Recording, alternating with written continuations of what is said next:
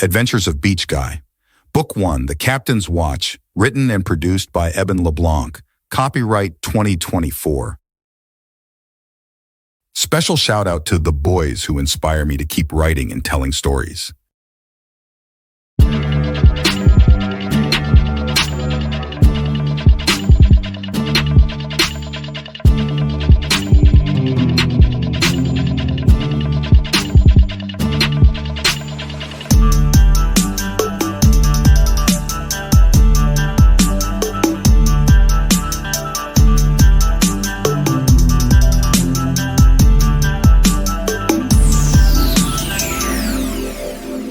Chapter 1, Breakfast in Cardboard Ships. It was a quiet morning on Beechwood Lane. The smell of a fresh pot of coffee and bacon filled the air. Dad had left for work, and Cooper and Wesley were left at home with Mom while she worked on the computer. School was officially over, and summer break had begun, so now the two brothers had to figure out how they could keep themselves occupied. Otherwise, it was going to be a long summer. So what's the plan today? Cooper said. I don't know, I want to go watching TV while Mom works. Wesley replied. Maybe, but you always pick the dumbest shows. Let me pick this time. No way, you picked last time. Boys, no TV till later. You guys go play for a bit. I need to do a work call. Their mom called out from the other room. Well, I guess that solves that. Your dad left some cardboard boxes downstairs. You guys should build something. Want to build a fort? Better yet, how about a spaceship? Yes, good idea. Cooper was the older of the two, but not by much. He was only a year and a half older than his younger brother Wesley. Cooper had just turned 11, and Wesley was 9. Beechwood Lane was a quiet street, not many kids on it. And although it had beach in its name, it was nowhere close to a beach, named after the beechwood tree. That is all that was around them. Trees, lots and lots of trees. So the boys went downstairs to the playroom and cut and colored and glued and taped until they had constructed a pretty impressive 2-seater spaceship with an enclosed cockpit, gear shift, instrument cluster, wings, and all. Wow, this thing looks amazing, Cooper said. Yeah, but we're missing one thing. Wesley thought. Let's add one of Dad's pocket watches to the panel to make it look even more real. Their dad worked at a clock shop, fixing and tuning old and new watches. Recently, he had been working on a very antique watch and had brought it home to try and get it to work. The boys thought it would add just the right amount of style to their instrument cluster. Okay, let's borrow it and we'll put it back after we're done playing, said Cooper. It'll look so sick, Wesley said. Wesley walked upstairs, tiptoed past his mom, who was still on a video call with work, went into his parents' room and grabbed the watch off his dad's desk. It was a golden pocket watch with a dangling chain. The sides were faded with dim lettering. And on the back, it opened up to reveal intricate mechanics. There was also a masted ship emblem engraved on the back cover, and the initials B.H. Back downstairs, the boys added the watch to their colored instrument cluster. It was the perfect fit. It even had a little winding knob that made noise when you spin it. The boys were finally ready for liftoff. But first, sandwiches for the trip were needed. The boys went to the kitchen, laid out 4 pieces of bread, little bit of mayo, then the mustard, ham and cheese, and voila, a perfect sandwich. Their mom poked her head out the door briefly to check on them. You guys doing okay?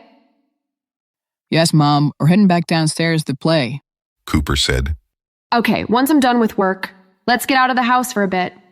The boys nodded as they walked away, not interested about getting out of the house, more interested about playing with their new spaceship. I'll be the pilot and you can be the co-pilot, Cooper said. Okay, but I want to have a turn as pilot after you. Deal? Deal, Cooper replied. The boys hopped in and closed the flaps. A couple of solar-powered lights instantly turned on, sensing the darkness, illuminating the instrument cluster. Wesley had designed the instrument cluster. His attention to detail was something even his big brother was in awe of sometimes. Buttons, knobs, gear pieces he had salvaged from a robotics kit he had got for Christmas, and even a working throttle, Dangling on the side of the cluster was the antique pocket watch they had borrowed from their father.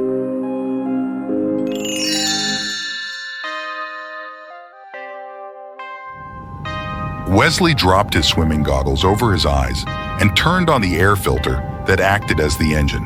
And immediately, the fan started up, giving the sound of propulsion. Cooper sat in front and started pushing buttons methodically. He twisted the gear of the watch, and it started to tick. The boxes began to shake. The whirring noise got stronger. The boys now were becoming a little scared. Hey, Coop, is this supposed to be shaking like this?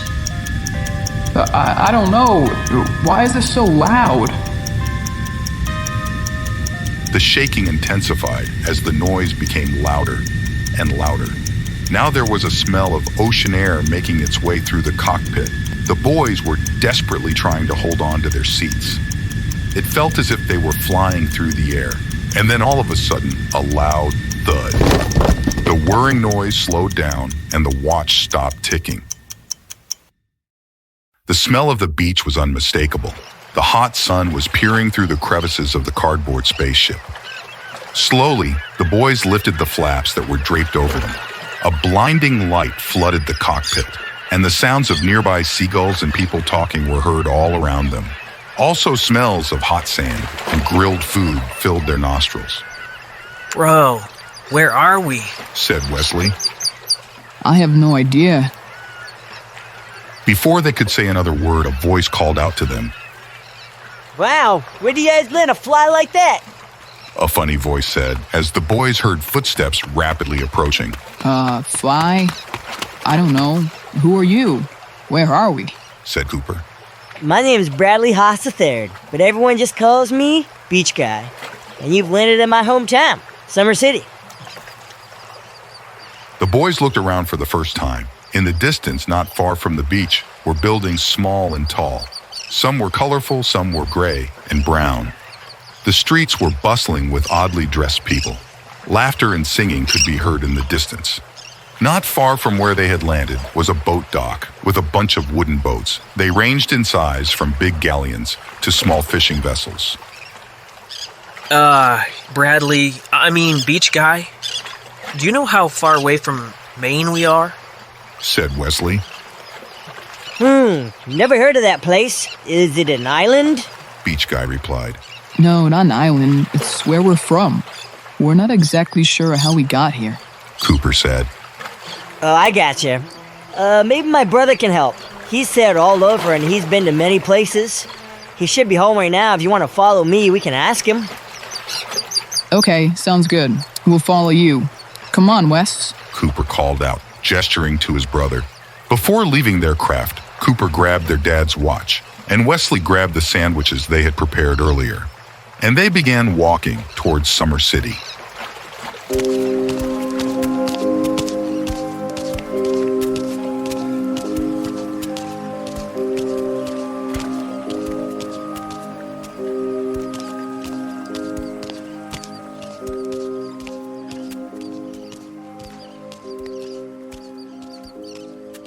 Chapter 2. Tough Guys Finish Last.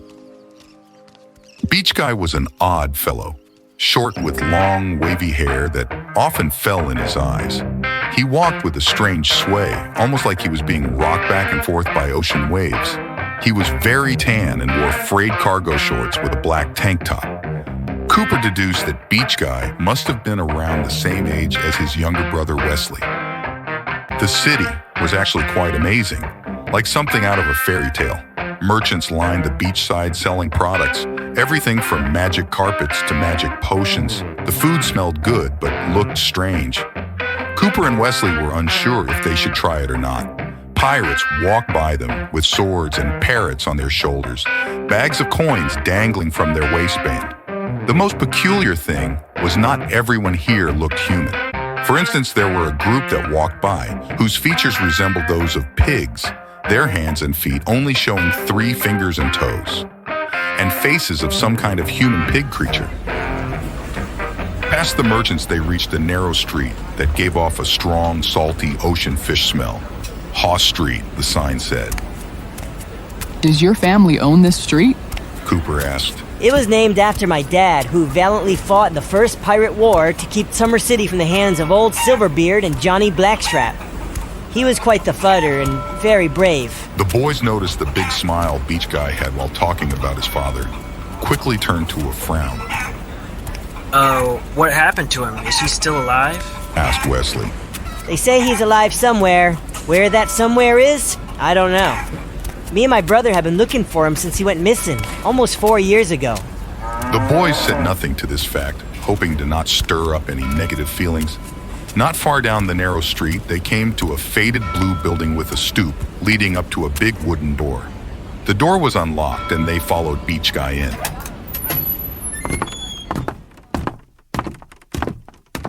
Who are they? The voice came from the corner of what seemed to be the living room. The boys walked through a not-so-tidy kitchen into the room where the voice came from. Sitting at a table was a bit older, much stronger version of Beach Guy, wearing a white tank top and long, dark hair held back in a long ponytail. His face was tan with no facial hair, but a strong jaw with a well-defined scar under his left eye. I said, who are they? These are my new friends I just met. They're kinda lost, and I thought maybe you could help them? And this is my brother James. Beach Guy said, pointing at his brother. Some people around here call him Tough Guy, on account of him being pretty tough. Call me James. And they're not friends until we know their intent. The brother didn't finish his sentence. His eyes had locked onto the dangling watch hooked onto Cooper's belt loop. Where'd you get that? What, this old watch? Yes, that. Where'd you get it from? My dad fixes watches. It's his. He's trying to get it to work. With this being said, the brother had stood up and started to walk towards Cooper. He was taller than they had anticipated. A sword dangled from his belt. Up close, he looked even more menacing than before at the table. Would you like to see it? Yeah, if you don't mind. The brother took the watch in his hand and looked it over admirably, his eyes ablaze with delight. His fingers grazed over the ship emblem and then over the initials. What is it? This watch belonged to her dad. Everyone stood silently for a minute and looked at each other. If that's your dad's, then how'd it wind up in our house in Maine? Where is Maine? We were kinda hoping you would know. Somehow we got taken from our home and sent here in a cardboard box. No, it wasn't the cardboard box. Probably it was this. James said, dangling the dull gold watch in front of them. Well, we kinda borrowed it from our dad, so we have to bring it back. And soon, before we get in trouble. This belongs to my family. Maybe they were sent here to help us find him? Yeah, maybe. Or they're assassins from the Silverbeard Guild. We're definitely not assassins. We're not even from wherever this place is. We're lost, and I think we need that watch to get back. James was about to argue back when suddenly a loud bang was heard on the door. Hello, is anybody home? You guys need to go now. James opened the window and pointed for them to go out. We're not going out the window. Another knock on the door was heard, this time louder. I'm sorry, is now a bad time? I just need to talk with you and your brother real quick. Come on, guys, let's go. Meet me on our ship, okay? James said. The boys and Beach Guy made it out the window and down a ladder just in time as they heard yelling and the sounds of swords clattering. They made their way back the way they came, past the merchants, across the beach, and to the docks they had seen earlier when they first landed. Thankfully, their cardboard box spaceship still sat where they left it on the beach close to the dock. Who was that guy? Is James gonna be okay? If my memory is correct, that was the voice of Captain Crassel. My brother used to work for him. Apparently they're not on good terms. Apparently not. They walked down the large main dock and weaved through a maze of smaller docks and narrow walkways until they came to a medium-sized, two-masted brig. Cooper noticed immediately the ship fit the profile of the etching on the back of the watch. Is this your ship? Yeah, it's mine and my brother's now. It was my dad's, but now we take care of it. Until he comes back, that is. Do those work? Wesley said, pointing to a couple of cannons on board. Sure do, I think. But I haven't tested them out. I didn't really need to. We really should go back to our ship now. Yeah, Mom's gonna get worried we're missing. Yeah, I understand. My brother should be here any minute now. I kinda wish we had more time to hang out, though. Maybe we can come back another time. All three of them started walking back towards the front of the dock. Beach Guy wanted to see his new friends off while he waited for his brother to come find him. As they got closer, their excitement turned to terror. Two very large men were looking through their cardboard box spaceship. They seemed angry, like they weren't finding what they were looking for. The boys hid behind a pile of crates on the dock and looked down. The men both had dark hair and long dark beards. They both wore black armor breastplates and dark black pants with gold and silver necklaces and ear piercings.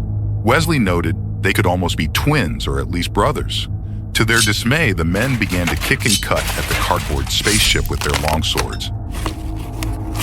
Well, they won't be going anywhere in that thing. We need to find them before nightfall. Boss says so. The two men began to walk back to the city, their heads on a swivel, looking at everyone who walked by them as if they were looking for someone.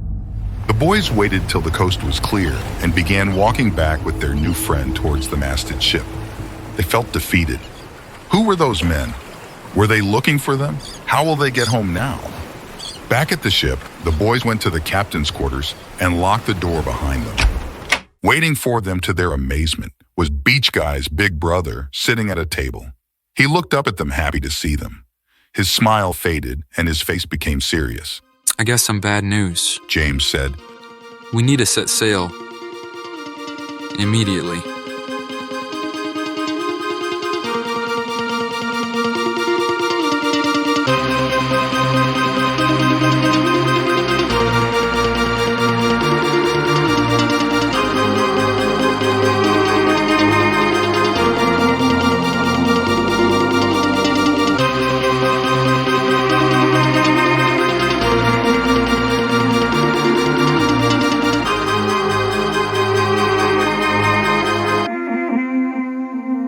Chapter 3, Don't Go Chasing Cannonballs. The ship was a decent size, with a spacious captain's quarters up deck where the helm was located. Inside the captain's room were bookshelves containing journals and books the father had collected on his journeys. Also a stand that had maps and various paper etchings on it. The boys had briefly gone down below deck, where they saw a crowded kitchen with a pantry stocked with sealed jars of various fruits, vegetables, and dried meats. There was also a stove that appeared to be fueled by wood. Down a narrow hall from the kitchen were the sleeping quarters. 4 bunk beds and 2 additional pull-out mattresses were in this section, enough for a small crew of 10. Back up deck in the captain quarters, the 4 were sitting around a table, talking about their current predicament. We have to go now. We need to go home. Cooper said. Those men in my house knew about you two. James said, pointing at Wesley and Cooper. Also the watch. They asked me where it was. How is that possible? We've only talked to you guys. People notice things. There's spies everywhere. James said nervously, as he peeked through a curtain to the outside pier. We need to set sail before they find us hiding here. What happened back at your house? Wesley asked. There were too many for me to fight by myself. I bought you time and then followed out the window. Was able to get away and hide, but they ransacked our place. Captain Crassel and those smelly twin brothers. Ch. Twin brothers? Wesley looked up and said, Big men with dark hair and beards wearing dark armor?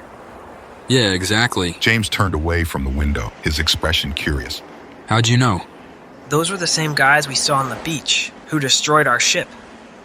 I'm sorry. I didn't know your ship was destroyed. James said, seeming genuinely upset by this. The sun was starting to set now, and a cool sea breeze was coming through an open window, cooling down the humid cabin. When it turns dark, we set sail. Okay? I'm with you, bro. But how do we have them get back home? Beach Guy said, looking at Wesley and Cooper. Have you tried messing with the watch again? Yeah, I've been playing with it since we got back here. It It won't tick anymore, even when I turn the knob. Maybe the same reason my dad was working on it. It seemed to tick fine when we were in our cardboard ship. My dad used to have a friend that fixed clocks and pocket watches. Maybe we can get see in. That would be awesome, the boys said in unison. Does he live here in Summer City? No, a little island village not far from here. That would be good. We need to get out of town for a while anyways, while we figure out why we're being chased. Beach Guy and the boys reviewed the map while James stood guard by the window. The boys took out the ham sandwiches they had packed and savored every bite. How long would it be before they eat another ham sandwich like this, Wesley thought. The maps were quite detailed.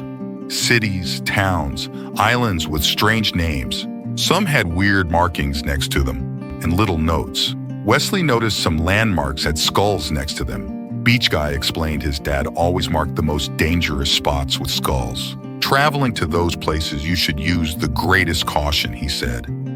The Watchmaker, according to the map, lived about 3-hour travel time from Summer City. A small island called Petya. On the island were 2 towns, one on each opposite side. Stoneville, where the Watchmaker lived, was on the south, and Lisa, which was marked with a skull, lied on the north side. Beach Guy pulled one of his dad's travel journals off a shelf and dusted it off. Inside were alphabetical tabs. Beach Guy thumbed over to L and found a page on Lisa. The page read, Our travels to rescue Marcus the Brave brought us to a town on the island of Petya. The men that occupy Lisa are of reptilian descent and not friendly towards outsiders. Be cautious when walking at night, and always carry anti-venom. The reptilian men aren't all bad. Beach Guy explained. Many of them fought alongside us during the pirate wars, but there are some that don't like humans. Scowids. James spoke up. Huh? Said Cooper, confused. That's what they're called. Not reptilian men, brother. James corrected. Have you mapped out the coordinates yet? Yes, I believe we're ready to go, said Beach Guy. Good. The longer we stay here, the more dangerous it becomes. Let's set sail. The boys watched closely as their new friends pulled the anchors and raised the sails of the ship. It was dark out now, and the large full moon reflected off of the black placid ocean. Cooper noticed Beach Guy sprinkling a scoop of brightly colored flakes into a long cylinder near one of the masts. Instantly, the sails became full of wind, almost by magic, and the ship began to navigate out of the port. As the sails unfurled, a big emblem became visible, a symbol of 2 cutlasses illuminated in the moonlight. Did you see that? Yeah, I saw it. Weird. What do you think it is? I don't know. Maybe some kind of magic fish food? Said Wesley with a big smirk on his face. His joke was interrupted by the sound of a giant boom. Cooper and Wesley both hit the deck as fast as they could. The whistling of something large and fast flew overhead, and then a big splash on the opposite side of the ship. What was that? Wesley yelled. Cannon fire! What do we do? I think now's a good time to test those cannons we were talking about. Beach Guy said, smiling, not looking scared at all. Cooper looked up from the side of the boat to where the boom had come from. A dark-masted ship followed a short distance behind them. They had barely even made it out of the city port. Could it be Captain Crassel and his crew were waiting for them to leave the port to launch their attack? The boys sprang into action, grabbing heavy cannonballs from a giant wooden crate. Beach Guy loaded the cannon with the same colorful flake stuff Cooper saw him use earlier, using a long ramrod to shove it to the back of the cannon. Must be some kind of fuel, Cooper thought. The cannonball went in after. Even though the cannon was on wheels, moving and aiming it was tougher than expected. Both brothers had to use all their strength to point it towards the ship in pursuit. Another boom was heard in the distance, a short delay, and then the sound of wood being torn and broken came from the side of their ship. That one skimmed us. James yelled from the captain's quarter as he attempted to steer away from the pursuers. Steady aim now, said Beach Guy as he pulled out a little shiny metal trinket from his pocket. Wesley stared down the barrel as Beach Guy and Cooper maneuvered the cannon. A little higher? Wesley said, anticipating the trajectory and curvature of the cannonball. Stop right there. Fire. Beach Guy positioned his hand next to a hole on the top of the cannon and ignited the trinket. The boys covered their ears.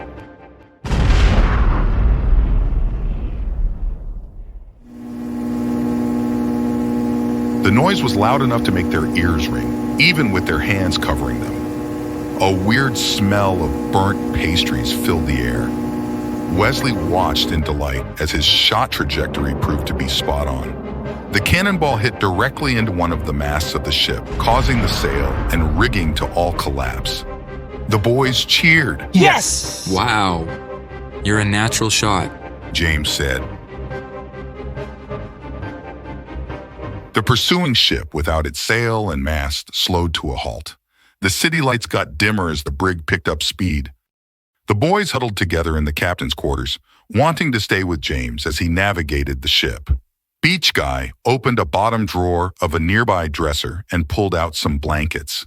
Under the blankets was what looked to be a musical device with a crank. What is that thing? Wesley asked. Our dad used to play this for us when we were younger, to help us fall asleep. Beach Guy said as he twisted the hand crank. A soft melody began to play. The boys curled up on the floor with the blankets and some pillows. They were safe, for now, but a few questions still begged to be answered. Why were they being chased? How did Beach Guy's dad's watch end up with their dad? Would they ever get back home? Their eyes began to close as the ship gently rocked on the waters. Let's see what tomorrow brings, thought Cooper as he slowly drifted off.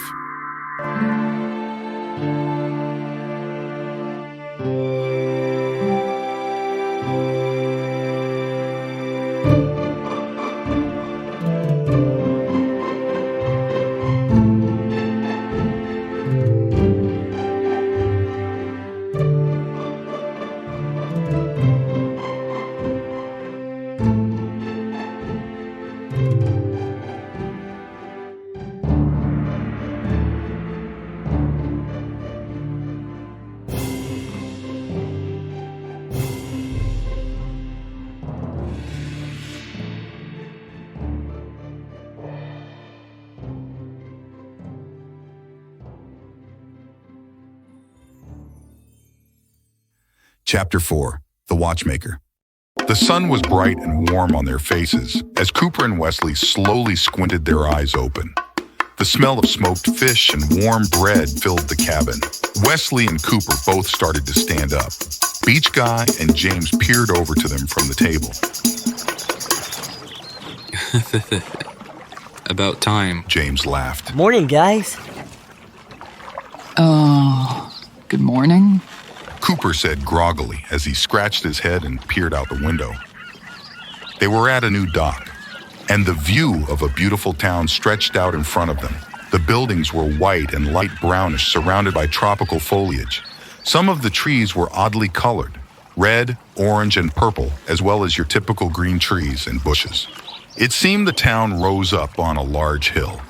Cooper could see how the streets and buildings curved upwards, giving the town an even more majestic look. What's for breakfast? Wesley said, rubbing his eyes. Smoked fish, fresh fried eggs and down the street, and some fresh bread. Beach Guy said as he cut another slice of bread from a loaf on the table. Come on now, eat up, and we'll make our way into town afterwards, James said, pulling out a chair.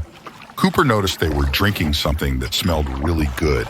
He noticed steam coming from the cups, maybe some type of coffee. What's that? Cooper said, pointing to the warm drink as he took a seat at the table. Beach Guy reached over and poured him a steaming glass from a worn steel thermos. It's called chafat, made from the purple chafat plant. Beach Guy said, as he pointed out the window towards a purple plant in the distance. Cooper lifted the glass and took a sip. His taste buds were instantly engaged. It tasted like warm vanilla with an aromatic flowery lilac aftertaste. It was a relaxing taste, but after a couple more sips, Cooper could feel the warm liquid coursing through his blood. The groggy, tired feeling vanished and was replaced with a surge of warm energy in all of his limbs. This stuff is incredible, Cooper thought. The four of them filled their stomachs and packed the leftovers in a couple satchels that they wore on their backs. James came up from below deck with a couple bags of coins that he tied on his belt near his sword. The air was salty, thick, and humid. The surrounding jungle gave off aromas of exotic flowers and lush greens. The boys began walking into town from the dock under a big sign that said, "Welcome to Stoneville." Like Summer City, there were an assortment of exotic-looking individuals. The boys noticed a family of the pig-human creatures outside a house having breakfast. They waved at the boys. The boys waved back. What are they? Wesley asked in a hushed voice. Hugo snorts. They come from an island far south from here. They're our friends and allies. Beach Guy replied. The boys noticed a lot of the reptilian people as well, or scalids as James had called them. Cooper couldn't help but remember the passage from the journal about carrying anti-venom. James noticed Cooper's visibly nervous demeanor as they passed a group of scalids. Don't worry, the ones that live here are friendly, he said in a comforting tone. Off of the main street, the boys went down a winding road that slowly became quieter as they got further from the town center. The jungle was thicker around these houses. Smells of smoky food filled the humid air. Locals stared at them from the porches. Some waved in a friendly manner. Others just stared curiously. Wesley thought about his clothes he was wearing for the first time. Maybe a spaceship shirt made him stand out more than he wanted. The need to blend in was stronger than ever. At the very end of the street was a short, tannish hut with black-framed windows. There was a rock wall surrounding it and a rock walkway leading up to the front door. A small garden hugged the walkway, full of strange fruits and vegetables. The four of them walked through the entrance down the pathway to a dark wooden door. James gave it a good knock. A few moments passed, and someone looked through a peephole on the door. A voice bellowed out, Bradley and James, my boys. Benito! James exclaimed as the two hugged. Beach Guy gave him a hug next. I've missed you boys, the Watchmaker said. We've missed you too. These are our friends, Beach Guy said, as the man looked Cooper and Wesley up and down warmly. Yes, of course. Welcome, welcome. Any friends of the boys are friends of mine. Come on in, the Watchmaker said as he gestured them inside and closed the door. The house was small, but cheerfully colored, warm lavender walls with white accents. Cooper noticed how clean and tidy everything was. Watches and clocks lined the walls of various designs and sizes. Some were very oddly shaped and colored. Cooper also noticed a series of bronze and gold medals next to a wooden ship replica. The medals were encased in a light wooden frame and bore the same emblem of the two crossed swords they had seen last night on the ship sail. What's the emblem mean? Cooper asked.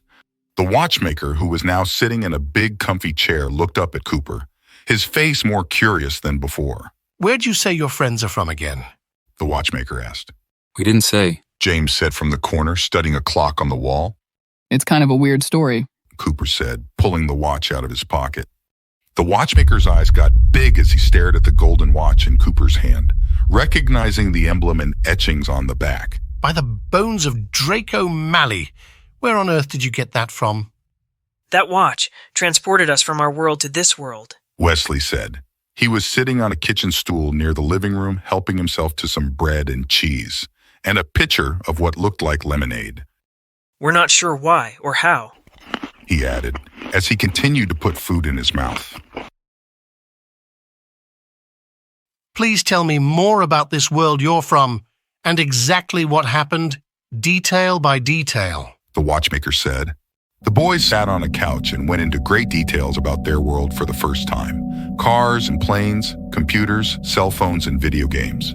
Beach Guy's ears perked up when they detailed their favorite video games and how much fun they were.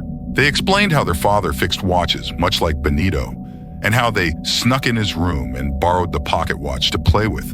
How the cardboard spaceship made a loud whirring noise, and how shortly after they had arrived, they were followed by Captain Crassel to the Blue House on Haw Street, where they had learned the watch belonged to Beach Guy and James' father. Nobody said anything while the boys took turns detailing their adventure.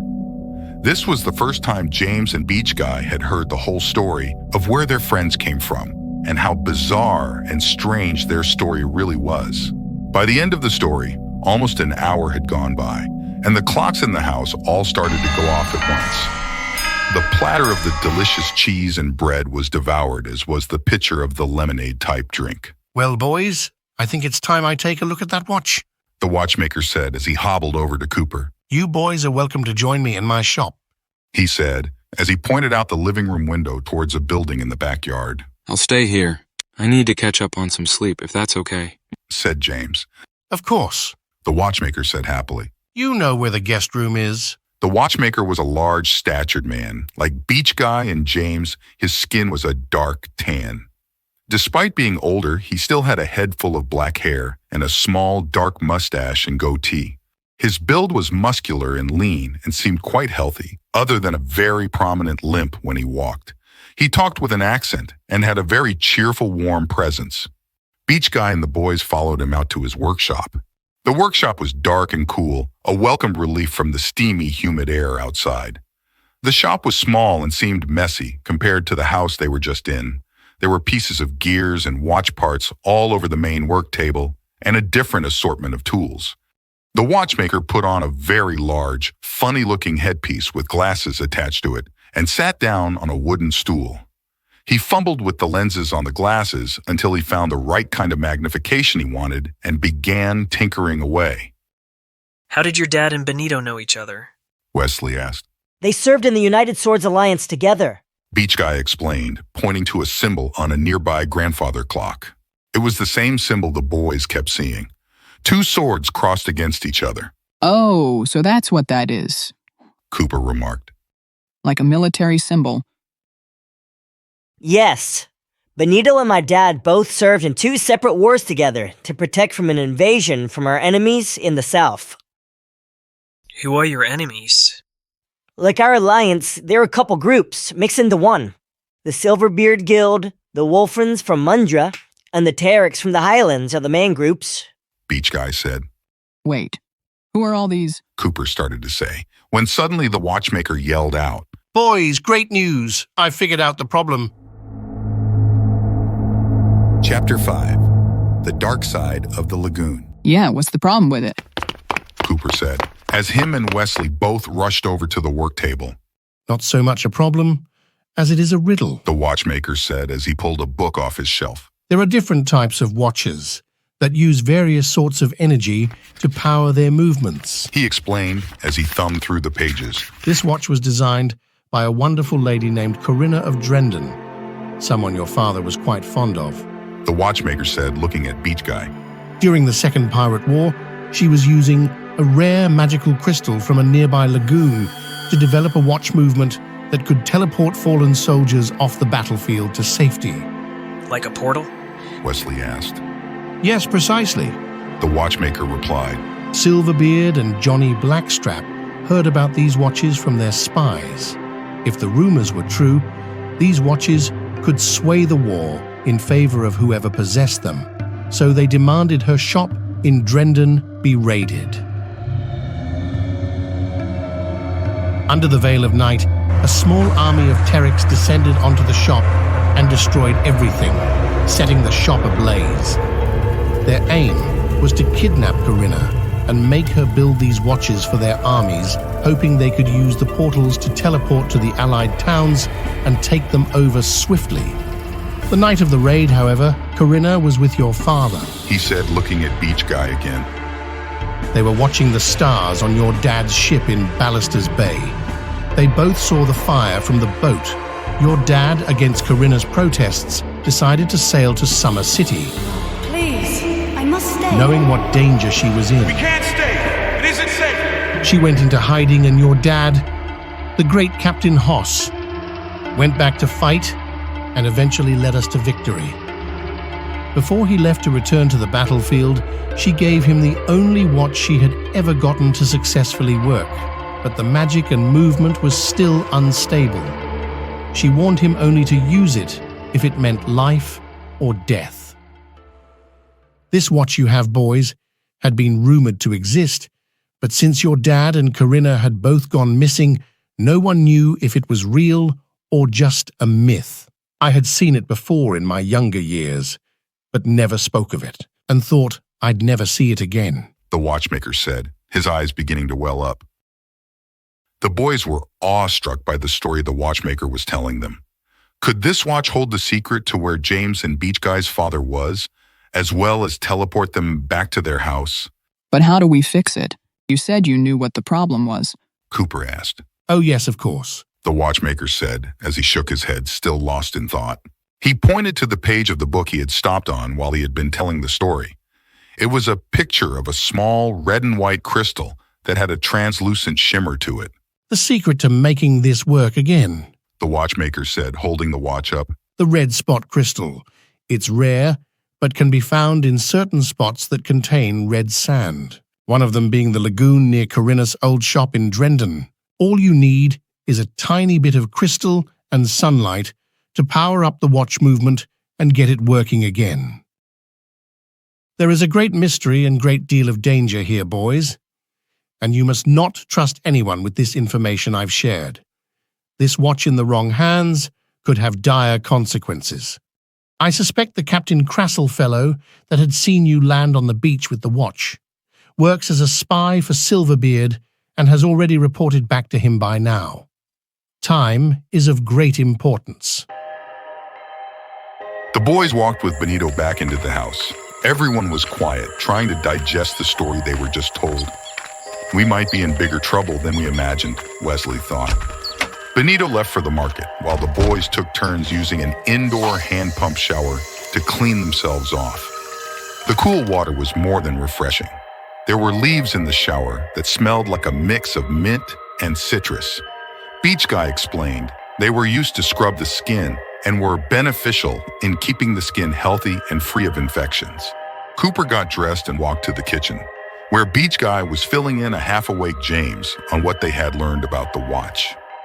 James was drinking a glass of the delicious chiffon drink Cooper had tried earlier. Cooper's body craved another glass already. Wow, this watch is a bigger deal than I thought. We gotta get to the lagoon as soon as we can and find that crystal, James said. Want to leave tonight?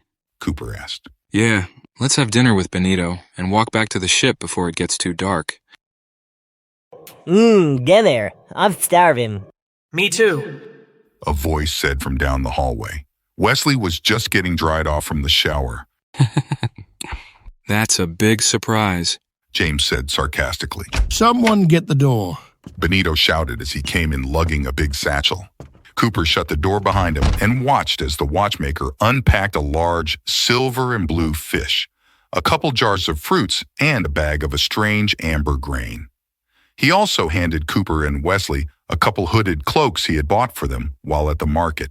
You'll be needing these to not draw any more attention to yourselves, the watchmaker said. James and Benito began to cook together while discussing the story of the watch from earlier. Wesley was describing video games in more detail and how to play them. To Beach Guy, Cooper poured himself a glass of chiffon and began walking around the house. Down the hallway past where the shower was, he came to a dark room with no windows. The door was opened a crack. Cooper walked in.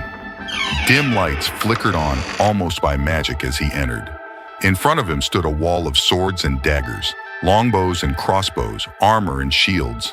Cooper took a long saber off the wall and began to flick it around like he had seen in movies. My mom would kill me right now if she saw I had this, Cooper thought. You're gonna slice an ear off. Cooper almost dropped the sword as he spun around. James was standing in the doorway. Your movements are too broad, easy to read, he said, critiquing his sword skills. I've never actually used one of these. Hopefully you'll never have to. Let's go now. It's dinner time and then we gotta set sail. Cooper set the saber down and grabbed his glass of chiffon and started walking towards the kitchen. After dinner was over, Benito packed them some leftovers for their trip. The amber grain was Cooper's favorite. It was light, buttery, and a little sweet. Caroon, it was called. The boys wore their new cloaks for the first time. They were made out of a dark, strong leather. The hoods hung down low over their faces. Perfect for blending in, Wesley thought, feeling a bit relieved. One more thing, the watchmaker said, as he walked down the hallway to the weapons room Cooper had found earlier. He came back with 2 crossbows and a saber with a belt and sheath. I was only a lad when I learned to use these. You'll have plenty of time to practice on the boat. And 2 of the best teachers. The watchmaker said, glancing at James and Beach Guy as he handed Wesley and Cooper the crossbows. We'll train them well, Benito. Beach Guy said, giving the watchmaker a salute. And Cooper, take this saber. Study how to use it. Practice daily. Something is telling me you're going to learn faster than most do, he said with a wink. Cooper and Wesley both thanked him. Beach Guy and James gave him a big hug and picked up their satchels as they opened the door. The sun was just starting to go down, and the air was cool and crisp now. The boys began walking down the walkway past the garden to the road. Cooper and Wesley both thought they would miss Benito. He was a warm, comforting figure in a scary, uncertain time. Leaving the safety of the little house and going back to the unknown took courage. No turning back now. To an unknown lagoon in search of a rare crystal. They made their way back to the main street and down the hill through town center. James noticed a couple scallots following them. Don't look back now, but we're being followed, James said quietly. Just walk in front of me. When I say go, run to the ship and set sail.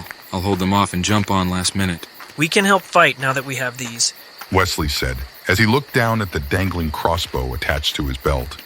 No, you don't even know how to use those yet. You do as I say, James said. The boys nodded. They reached the sign near the dock that said, "Welcome to Stoneville," when a voice called out behind them. Stop right there. The boys turned around as 3 scallots approached them. You guys could be more subtle.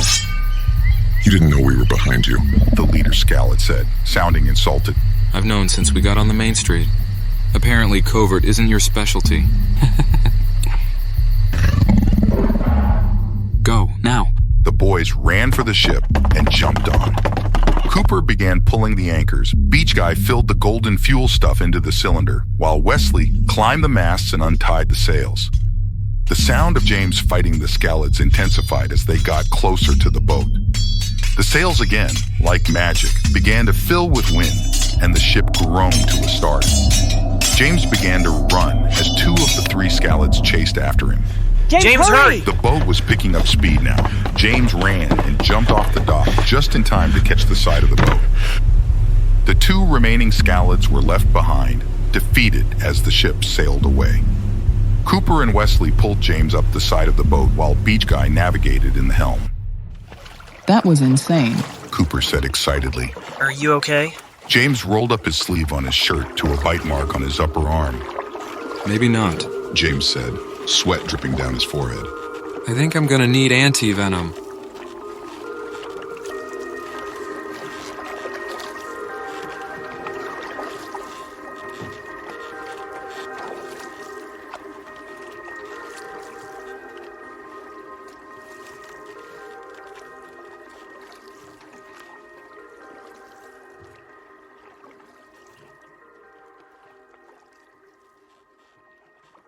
Chapter 6, Dawn in Drenden. The ship was at full speed now, and dark clouds in the distance grew closer. Beach Guy laid out the maps and quickly searched for the best route to Drenden, while Cooper and Wesley searched frantically for scallid anti-venom. My dad would have kept anti-venom on the boat, somewhere. Any idea where? Cooper said as he emptied out every cabinet. Below deck in the kitchen, there's a cabinet with supplies in it. Beach Guy called out. I'll go check, Wesley replied as he opened the door. To the right of the stove, bottom drawer. Beach Guy yelled after him. Outside was dark now, and the wind from a nearby storm was picking up. Wesley could feel Beach Guy changing course as he wobbled over to the stairs that took him below deck. As he walked to the kitchen, lights began to turn on one by one in front of him, like they sensed he was there. Must be similar to the motion-sensing lights at home, he thought. He reached the kitchen and opened the bottom drawer Beach Guy had told him about. He saw jars of herbs and strange concoctions, each labeled with different ailments and illnesses. In the corner of the drawer near the back was a jar with a lizard image drawn on. Bingo, Wesley said as he picked it up. On the back were directions. Apply to the wound directly and cover with a ballow leaf. For best results, apply twice a day till infection goes away. Wesley noticed a bunch of thick leaves tied together with string in the drawer. Seemed to be the same leaves he had used in the shower at Benito's house. He grabbed those in the jar and headed back up deck to the captain's quarters. James applied the green goo to his arm, and the burning sensation started to subside almost immediately. Cooper took one of the big leaves and tied it around his arm with some string to help keep it clean. Thanks, guys, James said. It's the least I could do after you saved our butts back there, Wesley replied.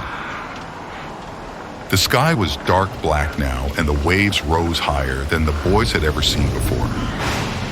James had taken over navigating the ship, while the boys sat at the table eating leftovers they had packed from the Watchmakers. They began studying the captain's maps. It would take them all night at least to reach Drenden. That's if the storm didn't take them too far off course. So how do these work? Wesley asked, unbuckling the crossbow from his belt. For the first time, him and Cooper inspected them on the table. They were short, with a dark wooden frame, a long metal cylinder barrel, and a pullback cable. They shoot these, Beach Guy said, reaching into a satchel dangling on his chair and pulling out a short cylinder wooden rod with a flattened tip on the end. Beach Guy removed the tip. Inside was the golden flake stuff the boys saw Beach Guy use to fuel the ship and cannon. What's that stuff called? Cooper asked. Servant scales. It grows on the golden servant fish. It has many benefits. Besides being used as fuel, it also acts as an explosive and light source. James explained while steering the ship. The waves and wind had picked up even more, and the ship was groaning with each large sway. The boys had finished their meal and tried to keep the maps and journals from sliding off the table as the turbulence increased. We should be out of this storm soon. You guys try to get some rest. I'll wake you up if I need you, James said. The boys laid out their makeshift beds again and tried to sleep amidst the turbulent rocking and loud thunder. Cooper was the first to fall asleep. His dreams were quite strange. He dreamt that Captain Hoss was yelling out to him from a distant ship on the ocean before being silenced by the sound of cannon fire. Another dark ship with a tattered flag rose from the fog with a rugged wolf creature on the bow with red eyes and a cutlass drawn, pointed right at Cooper and his boat. He awoke abruptly and looked around the ship. The cabin was dark still, and the waves had calmed down. It was just light rain now. Beach Guy was taking a turn steering the ship while James slept.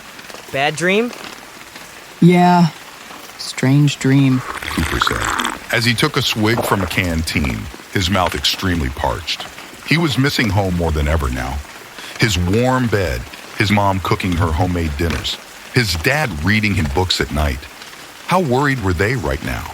Were the police searching for them frantically? Cooper looked out the window. They were passing an island now. That's Joppa Island, Beach Guy said. That means we're entering Ballister's Bay. We're almost there. He gleamed. Good. And then we just have to find the lagoon, Cooper said. James stood up from his bed and let out a big yawn. Benito told me Corinna's shop was just outside of Drenden, on the north side. It's the restaurant now run by Ukelsmorts, called Fritza. Once we find the old shop, the lagoon is very close by. James was changing the bandage on his bite mark as he spoke. A good portion of his upper arm was now quite black and blue. Wake Wesley up. We have just enough time for some practice, he said, handing Cooper the saber Benito had gifted. The boys walked outside to the deck as the morning sun was just starting to come up. The rain had stopped and a thick fog was starting to dissipate enough to see there was land all around them on the horizon. Ballister's Bay, Cooper thought, thinking of the story of the shop fire and the creatures called Terex attacking to get the watch that he now held. The boys began their training. Push-ups, laps around the deck, squats, and kicks. James did not mess around, thought Wesley, who was a bit out of shape.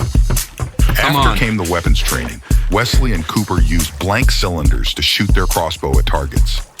James explained, when the cylinders have the golden servant fuel in the tip, they'll cause a small burst on impact, enough to take an enemy down. As expected, Wesley began to hit the targets almost immediately, and before long, was hitting targets from one side of the deck to the other with almost no shots missed. He really was a natural shot. Cooper began his saber training with James, while Wesley continued target practice. They started with stance and footwork first, how to move back and forth or in a circular motion, how to properly advance and create or close distance, and then finally, how to parry and attack. This was more advanced than Cooper had imagined. Nothing like the movies, he thought. Advance. Attack. Feint. Parry. James barked out. Come on, again. Beach Guy began ringing a bell and shouting, Land ho! Land ho! As the town began to peek through a light layer of fog. Wesley and Cooper, shirtless now and covered in sweat, grabbed a couple canteens James had hung up for them and ran to the bow of the ship. Wow. Wesley exclaimed as he took a big gulp from his canteen. It's amazing. Surrounded by cliffs and distant mountains ranges, Drenden was centered perfectly, like a portrait. Colorful birds were flying in the air. Fishing vessels were out in the bay, pulling colorful fish in with nets. The air was a mix of sweet from the many different flowers on the land and salty from the ocean air. Drink up and get dressed, boys. We got a long day ahead of us, James said as he was wiping himself down with a wet rag he had gotten from a nearby bucket.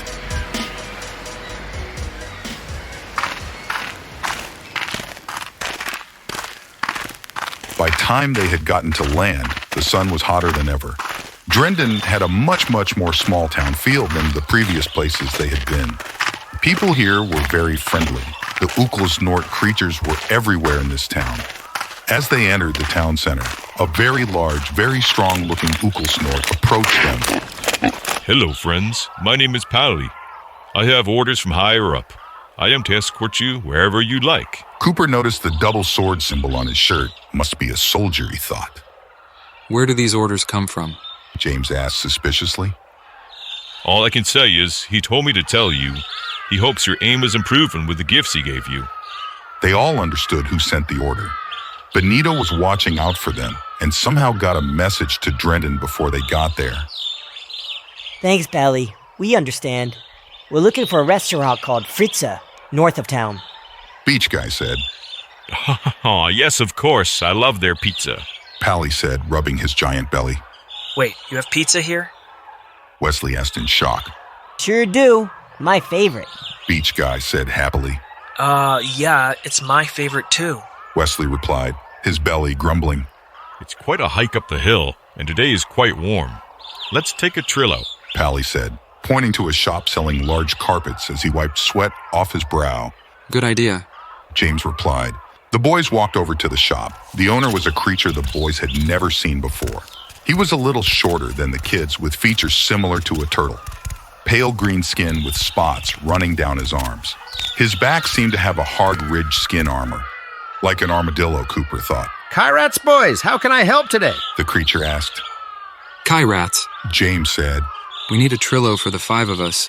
Heavyweight capacity, he added, looking at the oversized Uklesnort standing next to him. Yes, of course. The shop owner gestured back to another creature resembling him, working in the back of the shop. How many days will you need it for? Just the day, James said. The worker began unrolling a big carpet-looking thing on the side of the shop. Cooper noticed him open a small cylinder on the back of the carpet and sprinkle the golden servant fuel inside. The large carpet burst to life instantly, lifting about a foot off the ground. Wesley and Cooper's eyes got huge. You guys ever ride a Trillo? James said as he handed the shop owner some coins. Nope, definitely not, Cooper replied. The worker was putting pillows down on the carpet to act as seats. Beach Guy hopped in the front and grabbed 2 ropes attached to the carpet that resembled the reins of a horse. I'll drive. Beach Guy yelled out. Come on, Wes and Coop. Come check it out. Beach Guy gestured. The boys walked over to the carpet. Wesley was the first to try it out. He stepped on. The carpet was very firm and easy to walk on, surprisingly. He found a seat behind Beach Guy. Cooper sat next to him on the left. Pally and James sat in the back.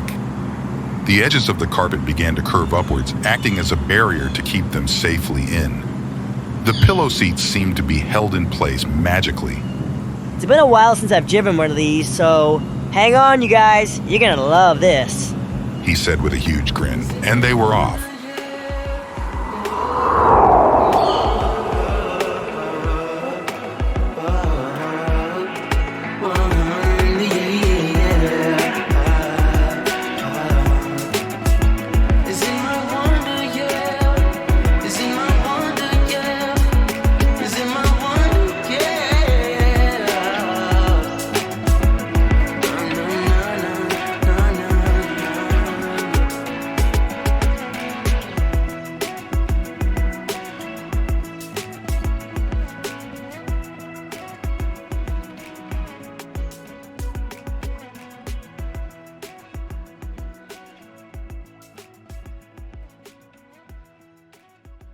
Chapter 7.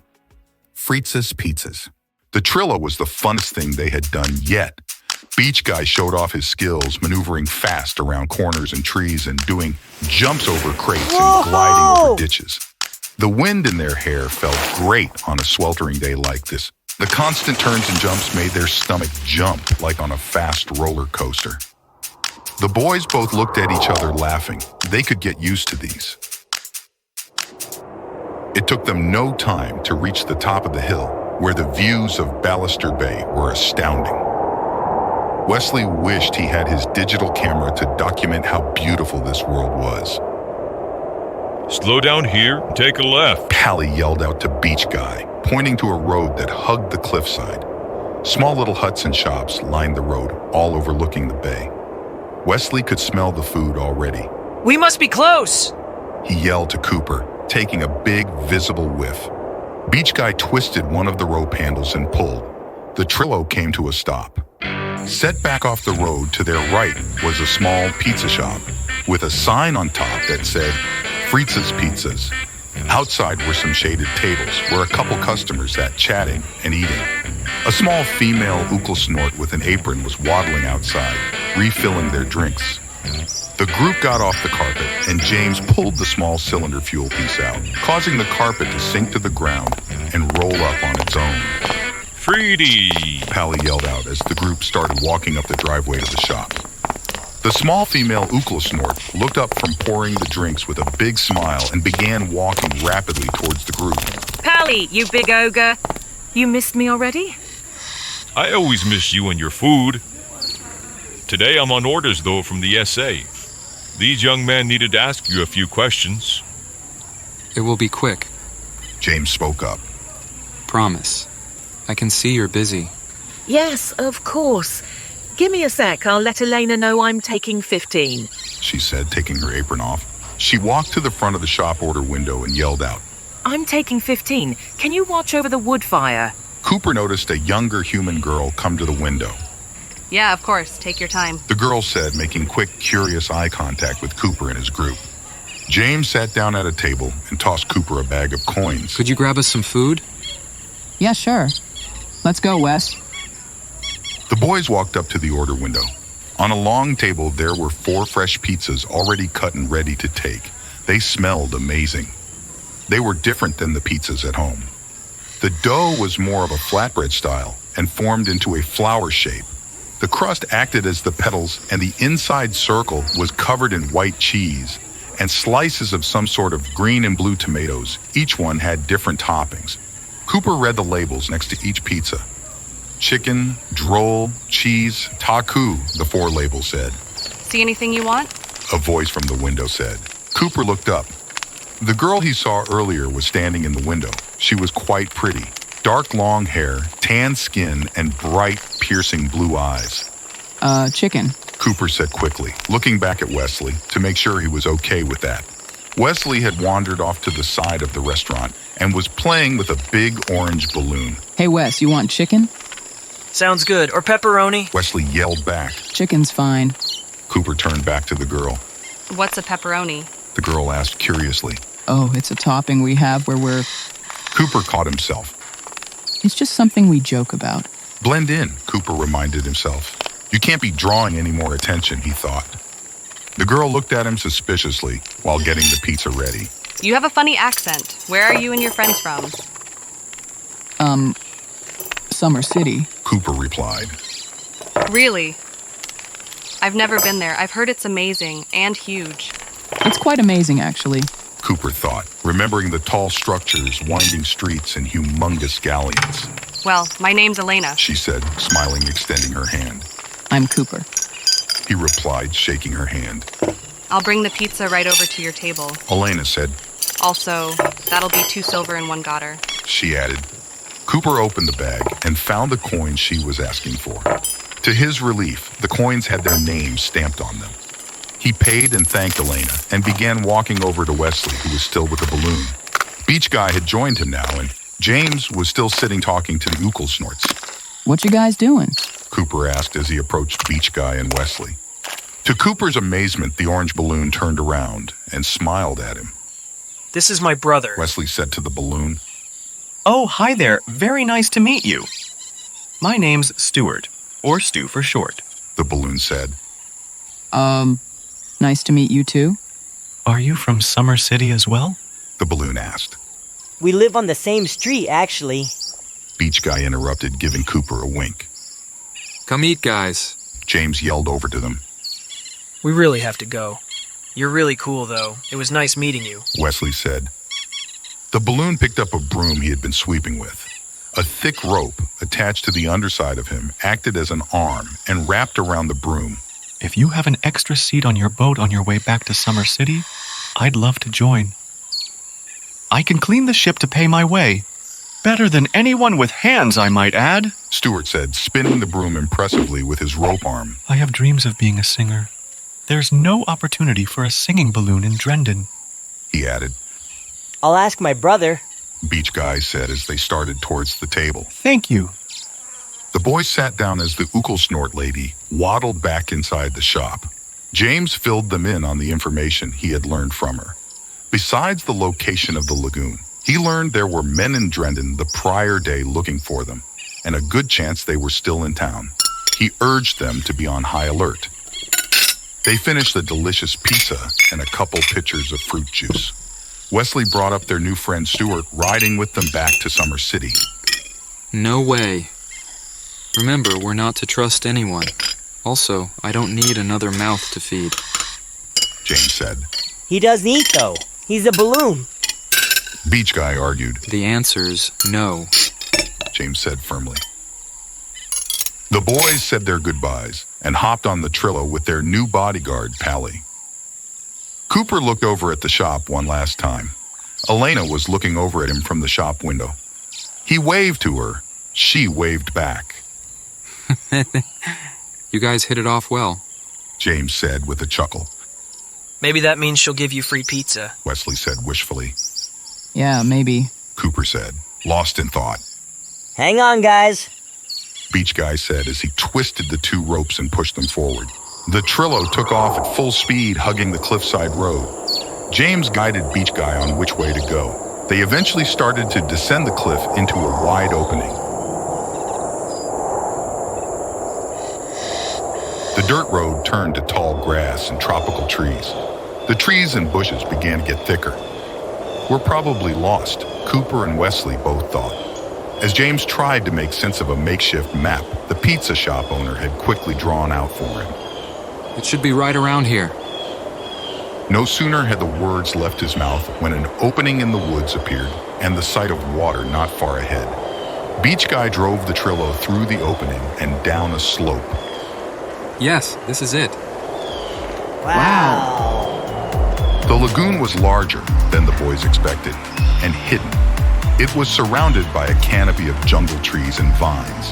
The sand, as the Watchmaker had told them, was indeed a light red. Wesley noticed an opening on the other side of the lagoon where the sun was shining through. That must be where the bay feeds into the lagoon, he thought.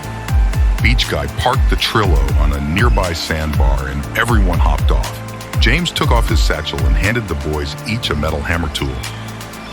We'll use these to crack open the rocks. Let's find ourselves a red dot crystal, Beach Guy said enthusiastically. And off they went, wading into the lagoon waters, in search of their next clue to an ever-growing mystery.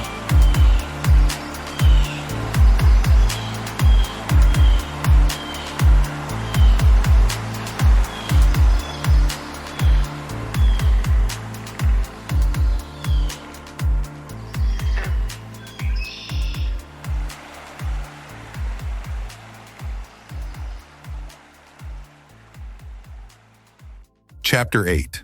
Crystal Cavern. How many hours had gone by, Cooper thought. His pant legs rolled halfway up his thigh, his forehead covered in sweat.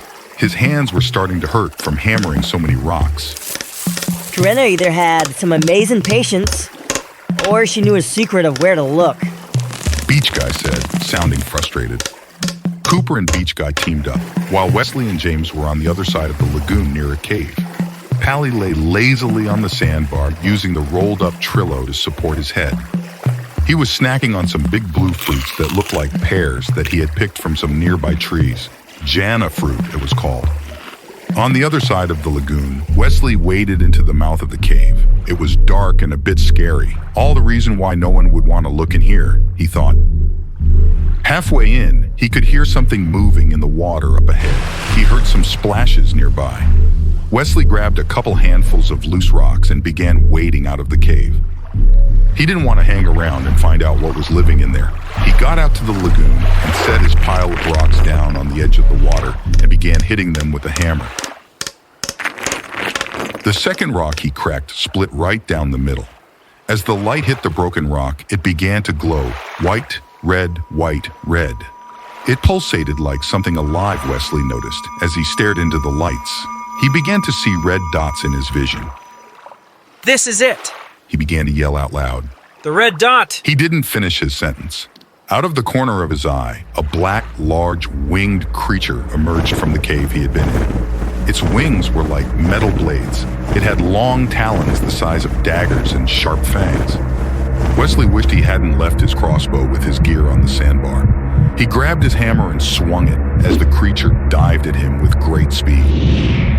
The talons sliced into his leg, causing him to cry out in pain. Ah! The red eyes looked at him, and then the crystal lying on the sandbar. The creature's eyes locked into Wesley's eyes, and a voice spoke into his thoughts. Now why would you be needing that crystal, little boy? The creature said to him. He could feel the monster digging around in his mind, trying to read his thoughts, looking for something. Boom!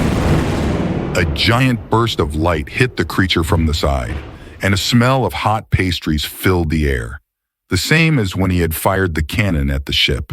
The creature fell to the side, screaming in panic. Another shot hit it again, this time directly in the stomach area. Wesley turned his head to see the large Uglesnort charging through the water with his bow in hand, firing off shots as he ran. The creature, very wounded, flew off into the woods, narrowly avoiding being hit again. James got to him first. Are you okay? James said, grabbing Wesley's shoulder. Wesley was still lying on the ground, half sitting up. My leg. Wesley pointed. James noticed a deep cut on his ankle. James put one of Wesley's arms around his shoulder and lifted him up. Pally splashed through the water with his bow still in hand. He scanned the canopy. Terrors. They're not supposed to be up this way. That was a Terek? Cooper said, out of breath as him and Beach Guy approached. Yeah, that's a Terek, all right. James said. I wonder what it's doing here. Pally said, still scanning with his bow drawn. Wesley opened his hand, and the broken rock he found began to glow and pulsate. White, red, white. Probably looking for this. James almost dropped Wesley in disbelief as they all stared at the red dot crystal glowing in his hand. I can't believe it. You found one? James asked. Yeah, in the cave. Cooper and Beach Guy were patting him on the back. That's pretty cool, little bro. Good job. Cooper said, giving him a fist bump. If your mission's accomplished, we should get out of here. Pally said nervously. Pally's right. We need to move, and fast. James said. The boys hurried back to the sandbar where their satchels and carpet still lay. Wesley limped back with the help of James. Beach Guy found a tallow tree nearby and picked off some leaves to help clean and wrap Wesley's wounded ankle. Pally filled his pack full of the blue Jana fruit for the road. The ride back to Drenden seemed faster than before.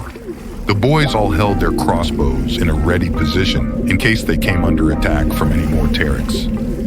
Pally shared the bright blue Jana fruit with everyone. It was full of juice, like a watermelon, and had a sweet tart flavor that was amazingly delicious. Past the cliffside road down the steep hill into Drenden, they saw the orange balloon they had seen working at the pizza shop, gliding down. He was singing a somber song as he glided along, his long rope dragging on the ground. Beach Guy slowed down next to him. Hey, Stu. Wesley yelled out. Wesley, I figured I'd never see you guys again. The balloon said with a large smile. I thought the same. What are you doing? I just finished my job at the pizza shop, heading into town now. The balloon replied. Headed home? Well, I don't necessarily have a home. No one wants to rent a balloon a room. I just stay somewhere dry, he said cheerfully. Oh, well, I hope you find your way to Summer City someday. I'm sure people will love to hear you sing. James could tell how much Wesley cared for his new friend. He remembered a simpler time when he was younger, and a friend he once had that he also cared about. He can ride with us if he wants, James said abruptly. Really? Wait, are you sure? Asked Cooper. If you ride with us to Summer City, just know you will be in danger. And I do expect you to clean up deck and below deck to pay your way. Is that understood? James asked. Why, yes, of course. The balloon shouted excitedly. Danger doesn't scare me. Wasting away and slowly deflating in this boring town scares me the most. And your ship will be the cleanest you've ever seen it, Stuart said, smiling. Okay then, meet us in the boat port in 10 minutes and we'll set sail. Don't be late, James said. The balloon took off speedily, singing a much happier tune now as he descended into Drenden. Beach Guy steered back towards the marketplace to return the Trillo. Cooper was sad to see it go.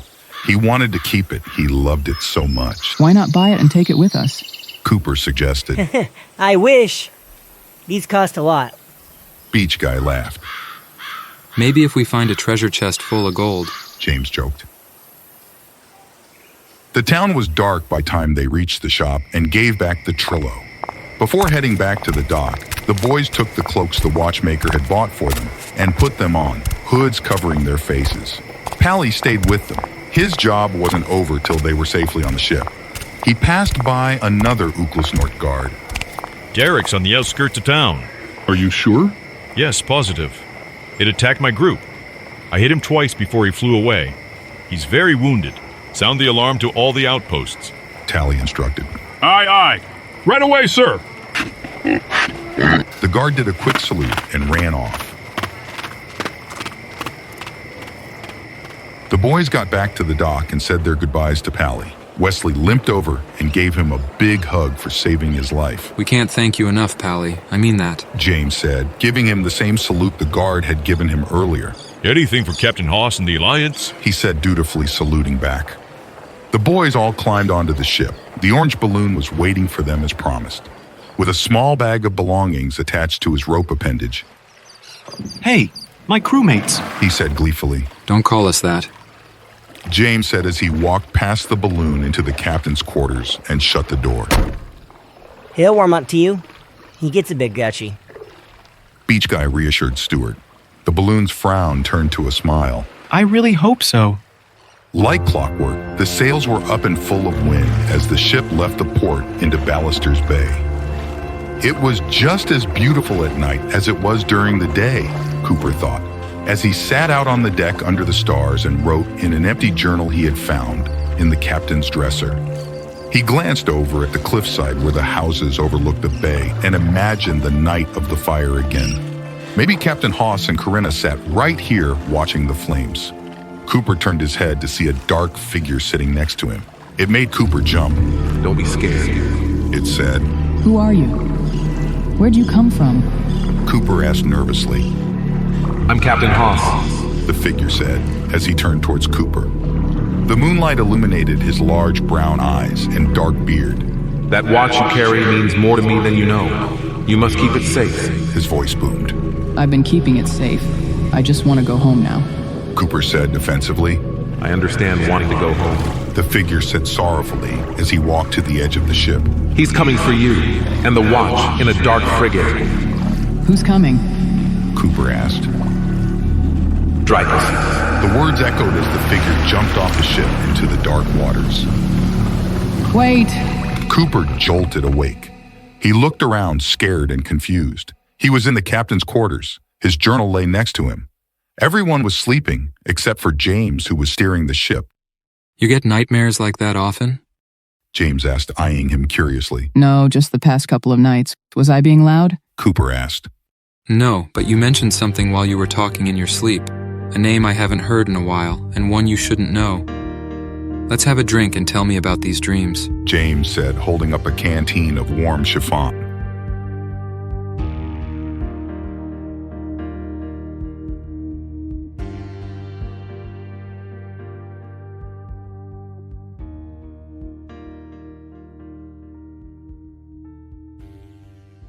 Chapter 9.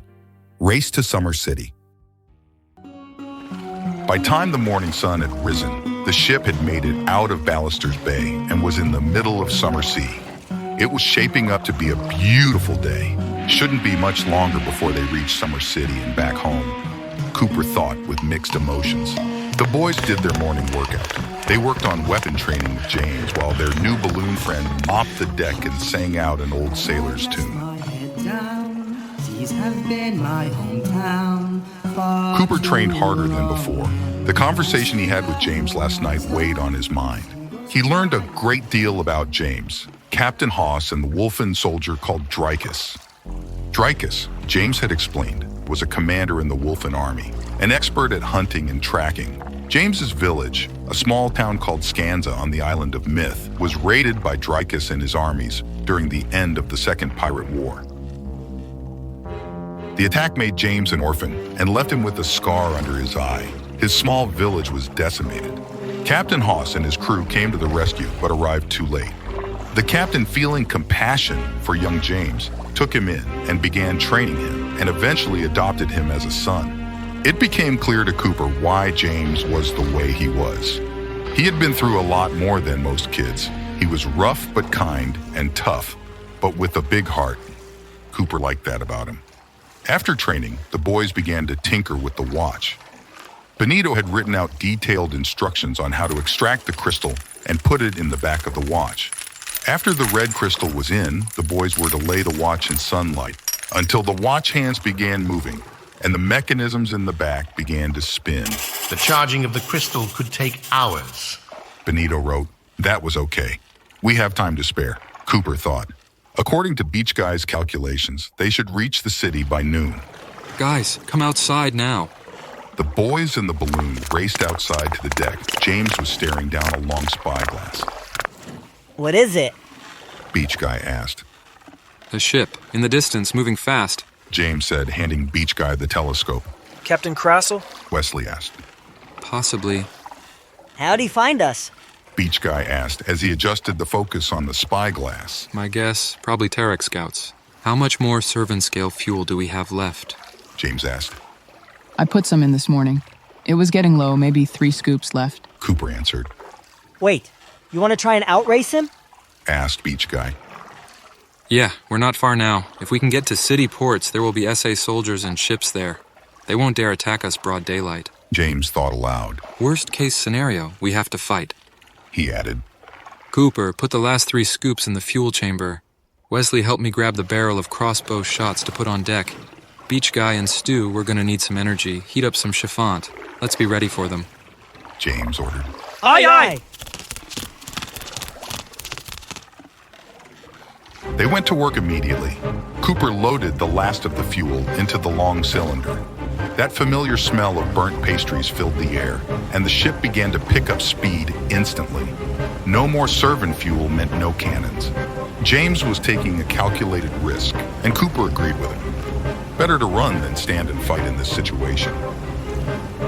Who knows what kind of enemy rode on the pursuing ship, what they could do if they got their hands on the watch. Stewart flew up to him. Hey, Cooper. I just want you to know if you need me.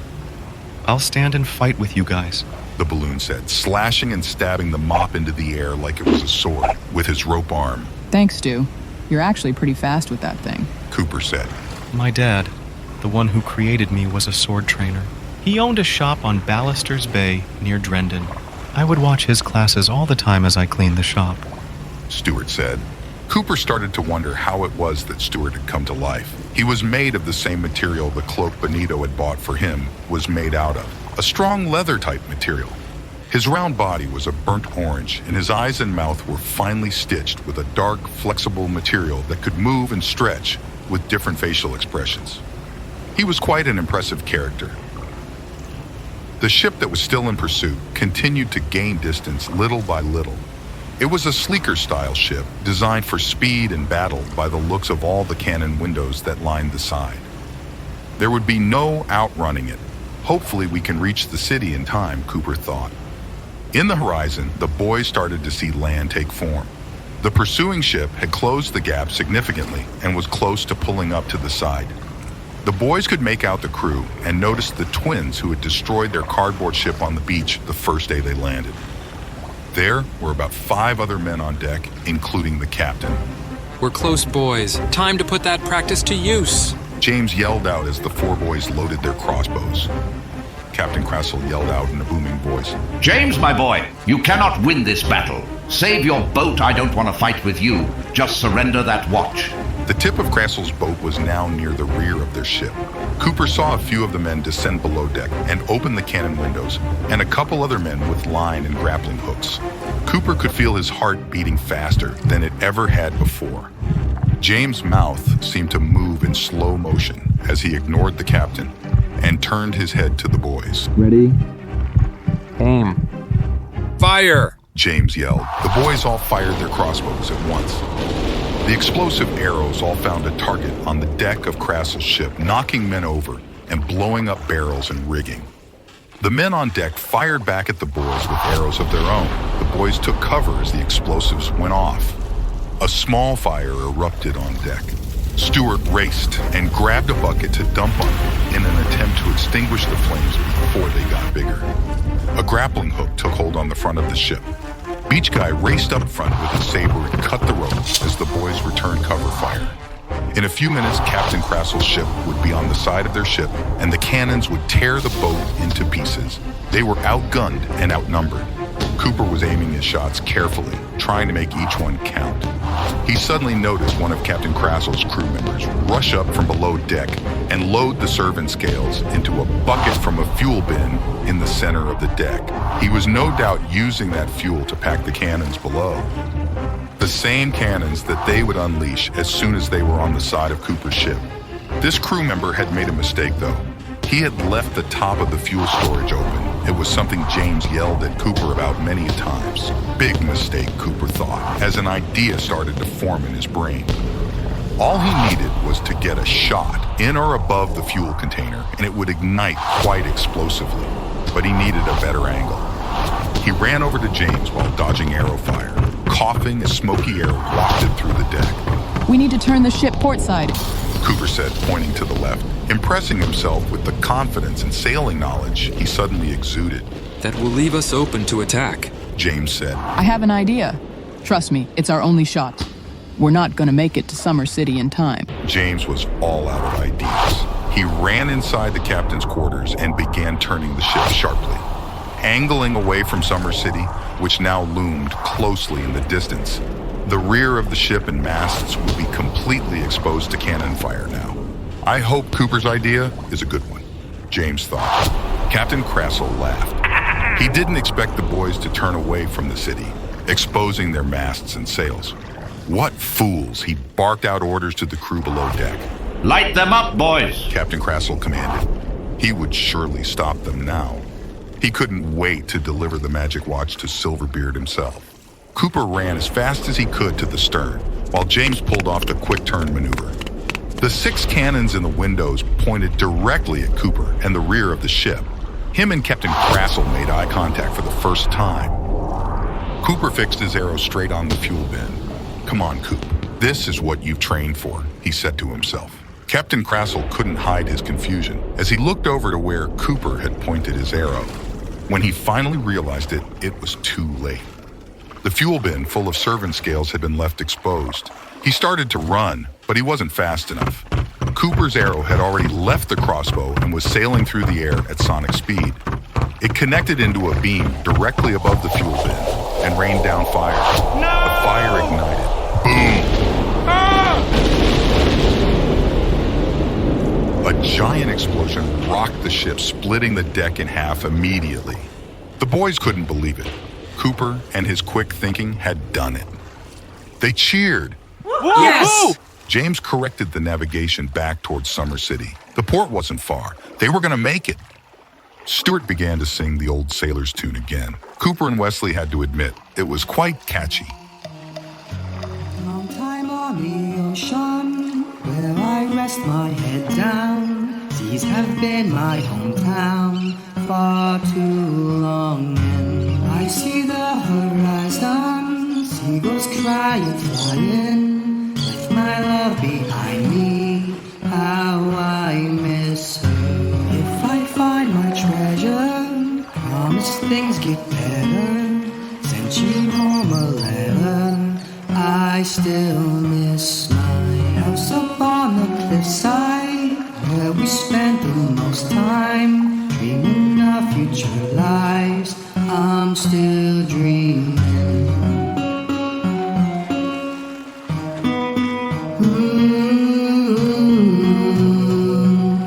I'm still dreaming.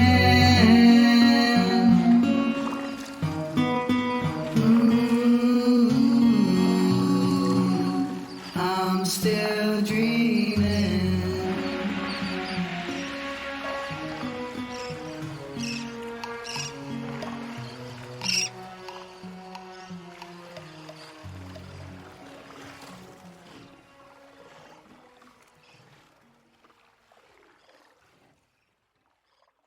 Chapter 10.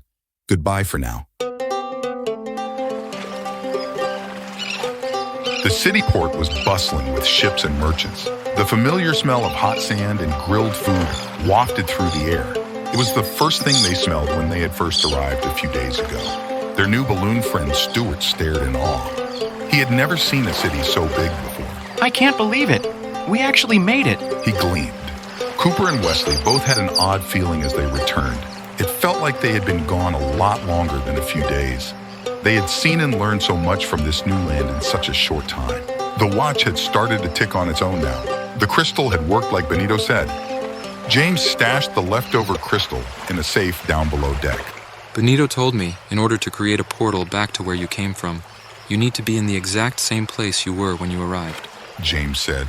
Cooper remembered exactly where that spot was, close to a wooden dock beam high on the beach surf. Hopefully, there's still some evidence of the cardboard box there just to make sure it's the exact spot, he thought. Are you guys going to be okay with us taking the watch? Wesley asked. More than okay, you guys need to take it. If this watch is really as powerful as everyone thinks it is, and if Cooper's dreams mean anything, it means that both Silverbeard and Dreykus are coming for it and could use it against the Sword Alliance, said James. Can you find out how your dad got it? Maybe our dad is stuck in your world. If he is, he'll be happy to know the watch works and can send them back home. Beach Guy said, sounding hopeful. Cooper hadn't considered this thought. Maybe Captain Hoss had used the watch and accidentally got sent to their world. Maybe he was stuck in Maine, and the dreams Cooper kept having were his way to communicate between worlds. The boys left their cloaks and weapons locked in the captain's quarters. Mom wouldn't appreciate the swords and crossbows if she found them, thought Wesley. They began walking down the dock maze. It was noon, and the sun was burning down on the busy beach. The boys walked over to the spot near the wooden dock beam. Cooper held the ticking watch tightly in his hand. They noticed a corner of the cardboard box sticking out half buried in the sand.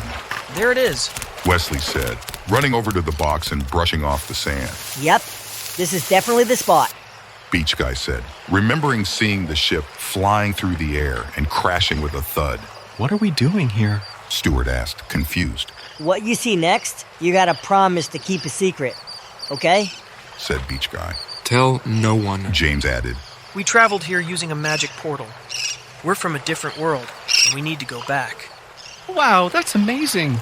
Will you return? The balloon asked with a sad face. Yeah, I believe we will.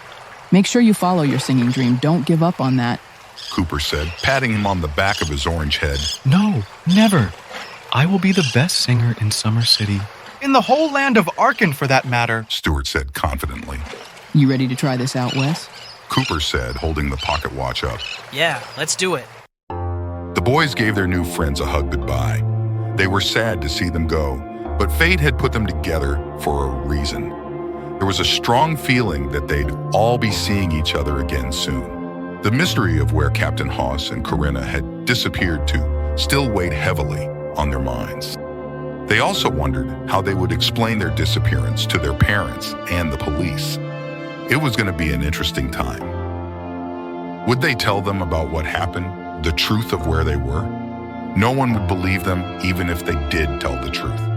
Wesley and Cooper stood together arm to arm on the broken cardboard ship they had dusted off. Cooper twisted the winding knob like he had done last time. The watch began to tick louder and louder, becoming a loud whirring noise. The world and their friends were now below them, as a whirlpool of energy sucked them away like a giant vacuum. It was a scary feeling. The boys held onto each other tightly and closed their eyes as the tunnel closed in on them. The noise was loud and deafening, and then a loud thud. The boys were laying on something soft now. They opened their eyes slowly. They were back in their downstairs playroom, cushioned by the carpeted floor. A broken box piece lay next to them, still sandy from the beach they just came from. Cooper and Wesley both looked at each other, excited. We made it back. We're finally home. I didn't think it would actually work, Cooper said, shaking his head and almost in tears. They gave each other a big hug. All of a sudden, their mom's voice called down to them from upstairs. Boys, if you're gonna make yourself sandwiches, put the ham and mayo back in the fridge. She yelled out. The boys looked at each other in disbelief. Wesley ran to the window and peeked outside. No police cars, he said. Is the same day as when we left? Asked Cooper, confused. The boys both ran upstairs. Their mom was in the kitchen, cleaning up. Hey, Mom. Why do you boys look so filthy? She asked, looking them up and down for a minute. We went outside and played in the dirt pile, said Cooper. Well, you probably need to shower and change. We're leaving soon to drop off some lunch for your dad at work. How long were we outside playing? Cooper asked. We were having so much fun, we lost track of time. Wesley said nervously. She looked at them, confused. You guys were just up here making sandwiches like 2 or 3 minutes ago. Go play for a bit longer. I need to finish a little more work before we leave. And don't forget to shower. You both stink. Cooper and Wesley headed back downstairs. Cooper got the vacuum out and got rid of all the sand they had brought back with them. I hope James and Beach Guy will be okay. Do you think Silverbeard will try to hurt them? Wesley asked. I'm more worried about Dreykus the Wolfen that I dreamt about. But I think Beach Guy and James will be okay. They're pretty tough, said Cooper. They tiptoed back upstairs to put the watch back where they got it, past their mom's office and into their parents' room to their dad's work desk. We should tell him we fixed it, and maybe he'll pay us extra allowance. Wesley joked. Cooper started to laugh when out of the corner of his eye he noticed a symbol he had seen before. On his dad's desk was a thin, worn, antique-looking book stuffed in a cubby with a couple other books about watch repairs and a book about stocks. Normally, Cooper wouldn't have even given the book a second glance if it wasn't for the ordeal he had just been through. Wesley saw him staring and turned around to see what it was. A symbol of 2 crossed swords stood out on the spine of the book. The Swords Alliance, or SA symbol for short, was unmistakable. And now the questions really started to flood the boys' thoughts. The mystery of Captain Hoss and the land of Arkin was just starting to get more bizarre than they could have imagined.